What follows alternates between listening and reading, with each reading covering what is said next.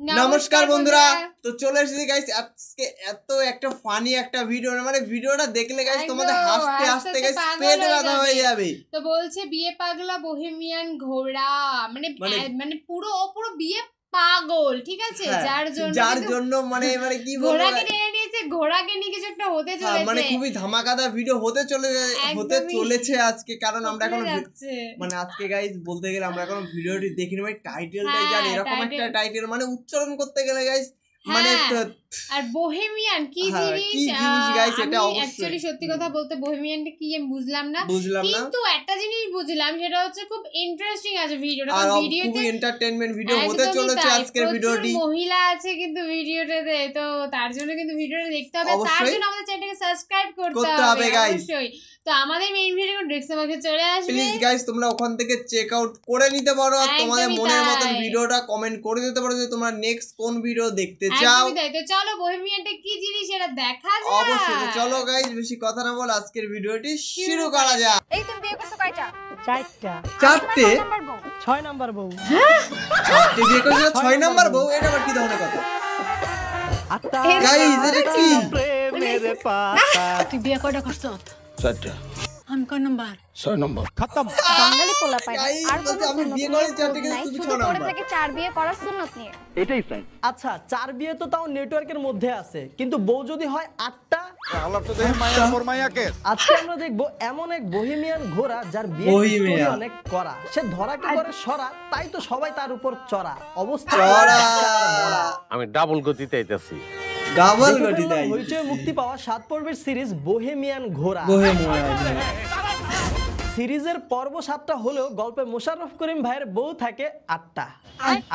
প্রতি 70 শিফটে একটা করে প্রেম। গল্পটা কিন্তু ভাই খুবই ছিমছাম। একজন ট্রাক ড্রাইভার আব্বাস, যিনি জেলায় জেলায় ট্রাকে করে মাল ডেলিভারি করেন এবং জেলায় জেলায় একটি করে বিবাহ। কিন্তু ভাই তার কোনো বউই জানে না যে তার আরো 7টা বউ আছে। এক বউ যদি আরেক বউর কথা জানা যায়, কিন্তু ঝামেলা বাঁধে 8 নাম্বার বিয়ে করার পর। আব্বাস ভাইয়ের জীবনে শুধু সমস্যা আর সমস্যা তৈরি হতে থাকে। বিয়াটা করতে পারবো না, 8 মানে নট, সমস্যা আছে আমার। 8 বউয়ের গ্যারাকলে পরে আব্বাস এমনিই দিশে হারা, তার উপর আবার তার মহাজন করতে চায় নেশায় সর্বছাড়া। সব মিলিয়ে আমাদের আব্বাস ভাইয়ের জীবনে 8 বউয়ের প্যারা, মহাজনের প্যারা, সেই সাথে আছে আরেক প্যারা, শিশু বউয়ের বুইরা সুগার ড্যাডি। Sugar daddy. এখন আব্বাস কি এত প্যারা সামাল দিতে পারবে? আর সে কেনই বা 8টা বিয়ে করলো? আর সে কি পারবে তার এক একটা বউ থেকে বাকি 7টা বিয়ের কথা লুকায় রাখতে?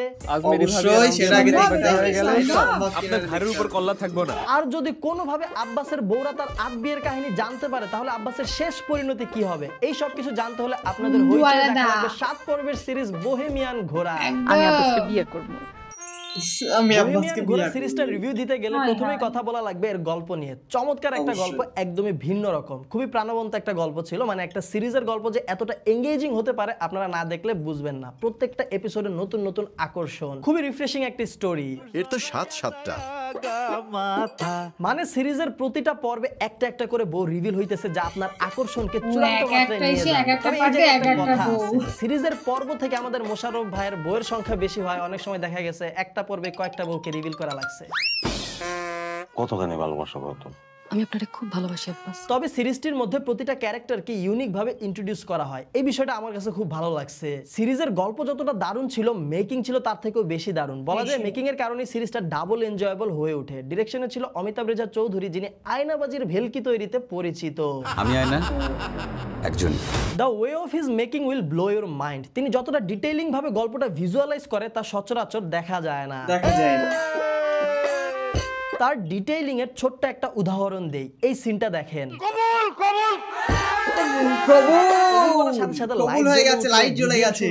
বিহাইন্ড এ chorus voice, super combination. Making এর এই বিষয়গুলো অমিতাভ রেজা চৌধুরীকে অনবদ্য করে তুলে। এই সিরিজটির সিনেমাটোগ্রাফি আমার কাছে চমৎকার লেগেছে। বেশ কিছু ড্রোন শট ছিল, যার মাধ্যমে বাংলার সবুজ শ্যামলা প্রকৃতি খুব দারুণ ভাবে ফুটিয়ে তোলা হয়।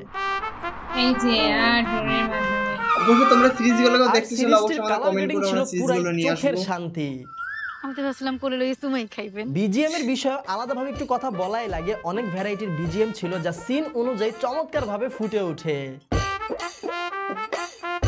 তবে বিজিএম থেকেও দারুণ ছিল এই সিরিজের গানগুলা, অনেকটা ভিন্ন রকম তবে অনেক চিয়ারফুল। বোহেমিয়ান ঘোড়া সিরিজটির গল্পে আপনি একসাথে থ্রিল, সাসপেন্স, কমেডি, ইমোশন সব কিছু পাবেন, একটা ফুল কম্বো প্যাক। এবার একটু এই সিরিজটার চরিত্রগুলো নিয়ে কথা বলি। মোশাররফ করিম ভাইয়ের চরিত্র নিয়ে তো আগেই কথা বলছি। জনাব Abbas, he is a man with a lot of সমস্যা।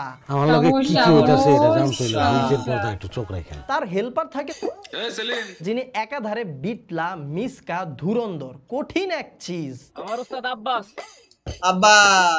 আলী আব্বাস। এখন আমাদের আটখানা বউকে নিয়ে কিছুই বলবো না, কারণ আপনারা তার বউদের সম্পর্কে জানবেন সিরিজের ভেতরে, সিরিজটা দেখার সময়। তবে তার বউদের নামগুলো কিন্তু চমৎকার ছিল। শেফালি, সুরেখা, জয়গুণ, আম্বিয়া, আজমেরি, আর কি জানি ছিল, প্রথমা, নূরজাহান, সুন্দরী। ভাই বোঝেন বিষয়টা, হিন্দু, মুসলিম, খ্রিস্টান, বাউল, ডাক্তার, নেত্রী, ভাউয়াল, অসহায়, কোনোটাই বাদ দেয় নাই। ক্যারেক্টারগুলোর মধ্যে মহাজনের গেট আপ, সেট আপ আর অ্যাক্টিং তিনটা বিষয় চমৎকার ছিল। নইলে তো দুই কৈতিরির কোনো খোঁজ পাবি না। আর চেয়ারম্যান সুগার ড্যাডি অলওয়েজ মাথা গরম। শরীফুলকে নিয়ে বলা যায় আমাদের বন্দুক বল্টু, যে চেয়ারম্যানের ক্যারেক্টারটাকে পুরো সিরিজ জুড়ে প্রাণবন্ত রাখে। না না, আপনি ওনার সুগার ড্যাডি। এরা ছাড়াও আরো বেশ কিছু ক্যারেক্টার রয়েছে যারা সবাই মিলে গল্পে দেয় জম্পেশ বিনোদন। আপনি যদি বিনোদনের সাগরে ডুব দিয়ে একটা কোয়ালিটি টাইম স্পেন্ড করতে চান, তাহলে বোহেমিয়ান ঘোড়া সিরিজটা আপনারই জন্য।